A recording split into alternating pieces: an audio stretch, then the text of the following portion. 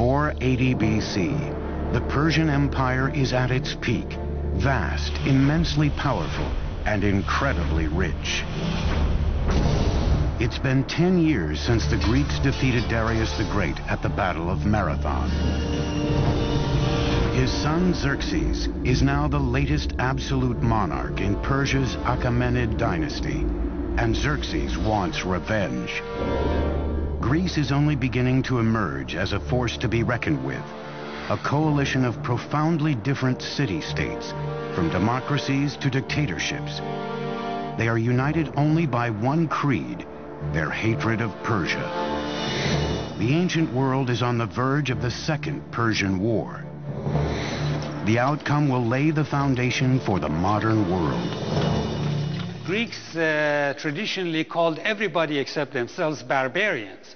So this whole thing really between East and West started probably with the Persians and the Greeks and continued ever since. The Persian invasion of Greece would be one of the greatest collaborations of strategy and engineering in military history. The massive invasion would be a complex land-sea assault, demanding some astonishing feats of engineering. Xerxes wanted his forces to enter Greece at the isthmus of Mount Athos, but the seas there were so turbulent, the king directed his builders to dig a canal across the isthmus. With vast manpower and expertise in canal engineering, Xerxes' engineers took a mere 6 months to complete the canal across the isthmus. But the next challenge facing his generals and architects was even greater.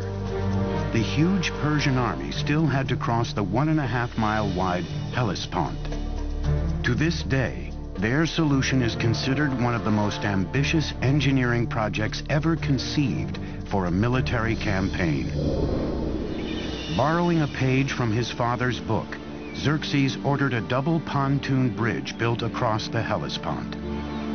A feat of engineering that would far surpass the bridge Darius built at the Bosphorus.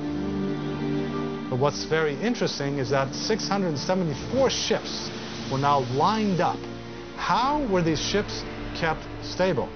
This must have been quite an engineering feat. The Bosphorus is not a very calm area. It can be quite choppy. The row of ships were kept in place with a very taut system of cables, probably 2 large cables that ran between Asia and Europe. Now remember, a large number of troops crossed this bridge, perhaps up to 240,000 troops. The ropes allowed the boat sufficient flexibility of movement in the turbulent waters. Each section of the bridge was built on 2 boats connected by planks, so the entire roadway could ride the waves, absorbing much of the surface choppiness.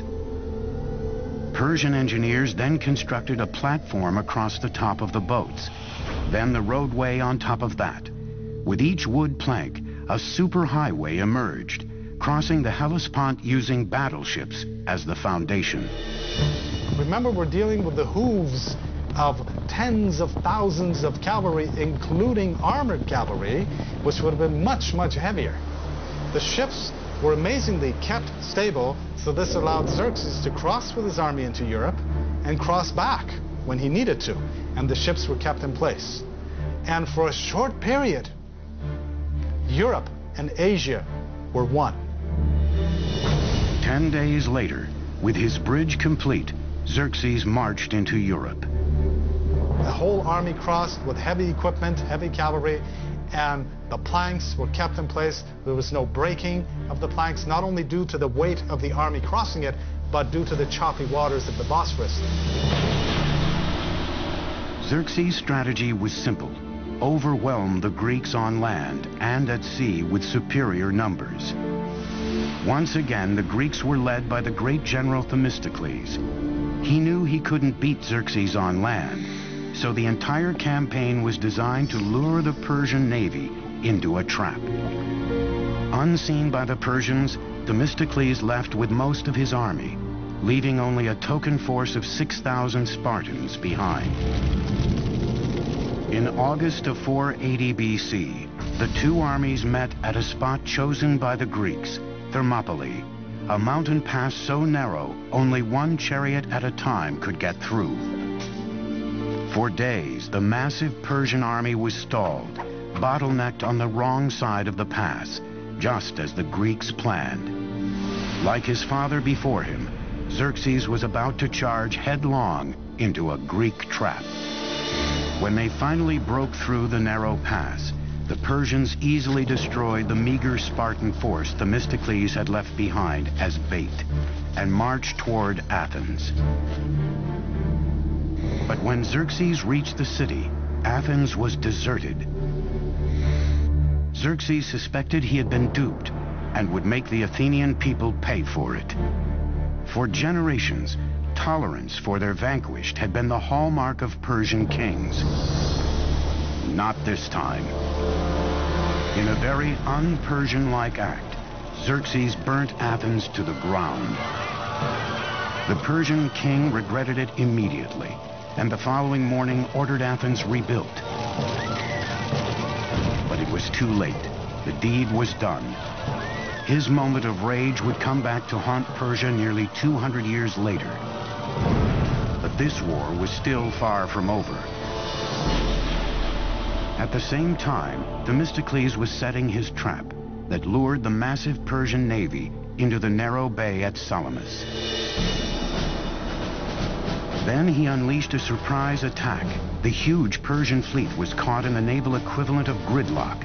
They couldn't maneuver in the tiny bay, while the Greeks used their heavy triremes as battering rams to demolish the Persian ships. It was a decisive victory for the Greeks. Xerxes returned home defeated, king of a Persian empire that was no longer invincible.